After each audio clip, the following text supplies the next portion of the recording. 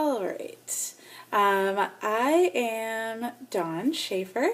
I am a star consultant with Scentsy, and I am a proud member of the Fresh Sense of Smell Air. Hey, girls.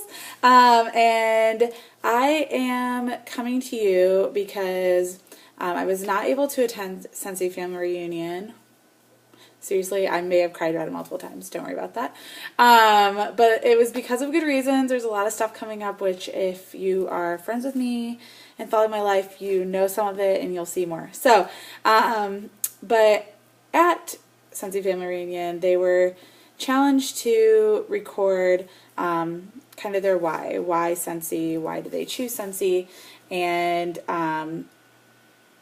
a couple of my teammates did not get to do it at reunion, so they are doing it at home, and I am all about also doing that, so that's what I'm doing, because I think that's a good thing to put out there. I really want to build my team and make this something that I can stick with forever and ever and ever and ever and ever again. And I feel like part of the reason I joined is because of finding out why the people around me did, and you knowing why I joined may make you decide that it's the best $99 you'll ever spend. So, I have been a avid Scentsy user forever. Like if I had joined Scentsy back when I first got some, I would be like superstar director by now, and so we just won't dwell on that because that was clearly not my time. But it's been a really long time. Maybe 2007, 2008. It's been a long time since I've got some Scentsy for the first time. And I went to a friend's party, tried it out, and bought a plug-in. And then also bought a couple bars, and including coconut lemongrass, which is still around today. Still one of my favorites. But took it home, used it, ran out of wax, and kind of forgot about it, tossed the warmer in a drawer. Clearly, the consultant at the time did not make an impression on me, which... You know, you have to make an impression when you're a consultant. Those of you who are consultants that know that. But clearly didn't make a huge impression, didn't have her information. So, and I always carried the warmer with me, but I never had wax, so I didn't really think much of it. One day, on December 3rd, yes, I remember the date. I sure do. December 3rd of 2011, I went to a Hanson concert. Laugh all you want. Hanson's amazing. But I went to a Hanson concert for my birthday with a friend, and just happened to be standing next to a group of girls, and one of those girls is Christina Stainbrook, who is one of my best friends and my sponsor and my director. What? She's like all the things. But I was just being me, and I'm ridiculous and goofy and completely stupid and weird. Which apparently is appealing to some people. It was appealing to Christina. And she asked if we could be Facebook friends while we were standing there at the Hanson concert. And I said, yeah, sure, why not? Come to find out, she lived like 3 miles away from me at the time. She posted on Facebook one day about having people over for Scentsy. She had literally just signed up that November before we met. And it was a couple months after we met, and she posted it, and she said, yeah, I was like, oh, I have a Scentsy warmer. I haven't really used it, but I don't have any wax. Like, I'll stop by. She was just doing it open house style. I stopped by. Not many other people did, which is okay. Christina and I will fully admit we're not very good at open house style parties. I'll admit it. But I bought a bunch of wax. At that time, I bought a lot of wax from her, and I actually owned more wax in my house than she did, and she was a consultant. I bought some more warmers. I started kind of being a little Scentsy crazy and posting about how much I loved it, and then friends and family started asking if I was selling it. I was not at the time, and I said, no, I just love it. It's really awesome. I like it better than candles. There's a lot more options. And they're like, well, why don't you sell it? How are we supposed to get it? We don't know your friend. And so I went over one day to Christina's, since we had become like BFFs already, and sat down and signed up on her laptop in her living room. Had a really good launch party. Got my Shooting Star Award, which I am super proud of, and hit my 1,000 mark within the first month. I was already certified, was really sure of where I was going with it at the time, and I gained a bunch of team members that August when we had the recruiting for the new catalog season. Hit star in September of that first year. I was within 6 months. I was a star consultant. As you may have noticed at the beginning of this video, I said that I am still a star consultant. This is not something to be proud of, and I could kick myself in the ass because it's my own fault. And I have spent a lot of time over the past year or so really having some issues in my life. I, again, like I said, had a great first year. Love Scentsy, still do. And I hit even my 10,000 mark and got my 10,000 charm for my bracelet right at my first year mark, which was awesome. After that, right about the time I hit my first year mark, I was really having a hard time at work, my day job, that is, and I was really unsure of what I wanted to do. It was not my passion. I was really struggling. I was considering moving. I had a whole lot of things on my plate and let those things weigh me down and overwhelm me. They definitely took over control of my life. I went last July, and packed everything up and moved to Chicago.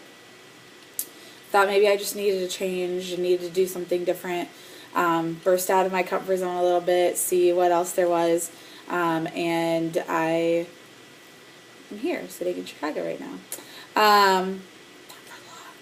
But Chicago has been a challenge, and it has knocked me on my ass in the harshest, most challenging, most crazy way ever. And it's a big part of my story and why I'm still here. I literally was moving into the place I was staying at when I moved up here, and somebody stole $200 in cash out of my purse while we were moving in. And I thought, great, welcome to Chicago. That's awesome. And I didn't let that get me down. I continued looking for a place, trying to adjust to going backwards in my job a little bit, and in my day job, and just kind of trying to figure out what was next. And then I finally found a place in the city, and within a couple weeks of living there, the place I'm sitting in, I came home from work to my house having been ransacked. My laptop was stolen, my iPad was stolen, all my camera gear for my other job that I do was stolen, my Nintendo Wii and all of its accessories, basically all the things that I've spent a lot of time saving up money for and had really invested in, were taken just like that. And it was a super hard day. Evening, the cops came, they dusted for fingerprints, they did all of that. I went to bed and woke up to my car gone. They came back and they had found a spare key in my house and came back and stole my car as well. So, welcome to Chicago indeed. I did not have the most pleasant intro here, and then proceeded to go straight into a crappy winter, the like third crappiest winter Chicago's ever seen, and without all my most prized earthly possessions, and a job that was basically the bane of my existence. And I let it all kick my butt. I didn't do much all winter. I did enough just to keep my Scentsy business afloat, and even one point was a month away from losing my business.